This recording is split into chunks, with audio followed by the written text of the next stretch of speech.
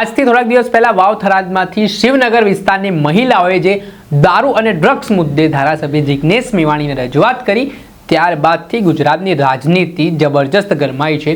કોંગ્રેસના નેતાઓ સતત ભારતીય જનતા પાર્ટી ઉપર ગૃહમંત્રી ઉપર પ્રહાર કરી રહ્યા છે, પોલીસને આડે હાથ લઈ રહ્યા છે અને દારૂ અને ડ્રગ્સના મુદ્દે સરકારને ઘેરી રહ્યા છે।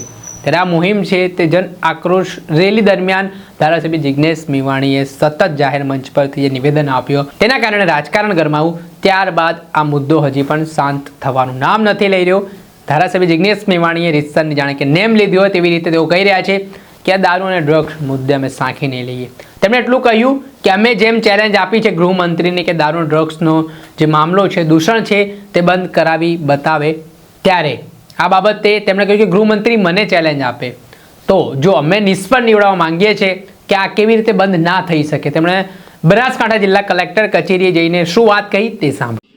જ્ઞાનીબેન, કાંતિભાઈ, ગુલાબસિંહભાઈ અને હું અમને થરાદ અને બનાસકાંઠાના કલેક્ટર અને જિલ્લા પોલીસ વડા એ આજથી 1 મહિના પછી ચેલેન્જ આપે અમને કે હવે તમે અમને બતાવો કઈ જગ્યાએ અડ્ડો ચાલુ છે અને અમે શોધી ના શકીએ।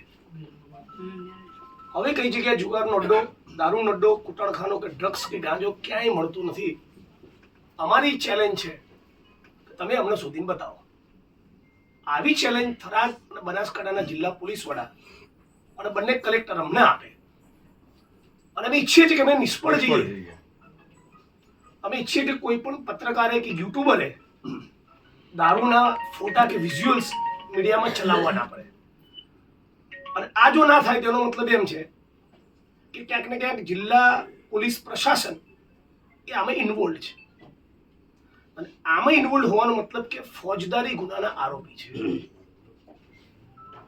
પ્રોહિબિશનની પોલિસી છે, જે દારૂ થરાદ અને બનાસકાંઠાથી નીકળી પાટણ, મહેસાણા, ગાંધીનગર મારફતે અમદાવાદ જતો હોય તો દરેકના જિલ્લા પોલીસ વડા કલેક્ટરોની જવાબદારી બને છે અને એ જવાબદારી નિભાવવામાં નાના કર્મચારીની ચૂક થાય તો સ્ટેટ મોનિટરિંગ સેલ એ કોન્સ્ટેબલને સસ્પેન્ડ કરે, હેડ કોન્સ્ટેબલને કરે, એએસઆઈ પીએસઆઈ ને પીઆઈ કરે ને ત્યાં વાત પતી જાય।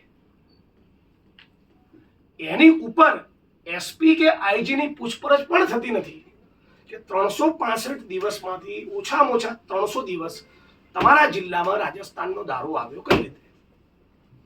અચ્છા, અમુક ગાડીઓ એટલી મોટી સંખ્યામાં આવતી હોય છે કે પ્રત્યેક, હું જિલ્લા પોલીસ વડો કે કલેક્ટર તો હું બી ના રોકી શકું, પણ વાંક એ અધિકારીઓનો છે જે લાઈનો સેટ કરે છે કે આ સ્પેસિફિક 5 ટ્રકોને આજે રાત્રે નીકળવા દેવી, આખો મહિના નીકળવા દેવી અને એમાંથી બંડલો સેટ થયેલો હોય।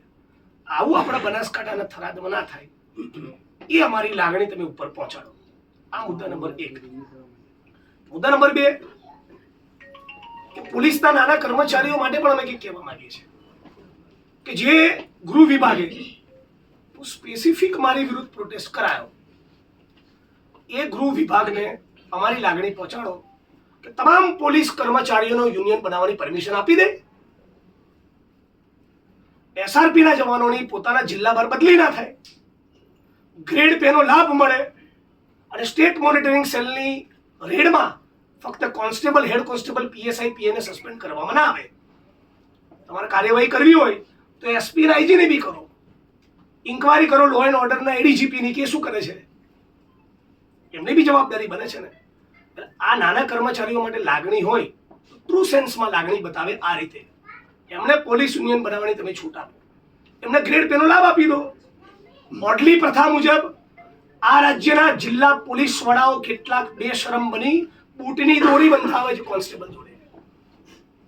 કોન્સ્ટેબલ ભાઈઓએ જિલ્લા પોલીસ વડાના બંગલામાં રૂમ એમનો વાળવો પડે છે, એમના તકિયાના કવર બદલવા પડે છે, એમના માટે બજારમાંથી પપૈયું લેવા જવું પડે છે, એમના ત્યાં રસોઈ કરવી પડે। આ પોલીસ કર્મચારીની જવાબદારી નથી। એટલે જિલ્લા પોલીસ વડાઓ અને આઈજીઓ એ કોન્સ્ટેબલોના માલિક નથી। આ લાગણી પણ તમે અમારી પહોંચાડજો।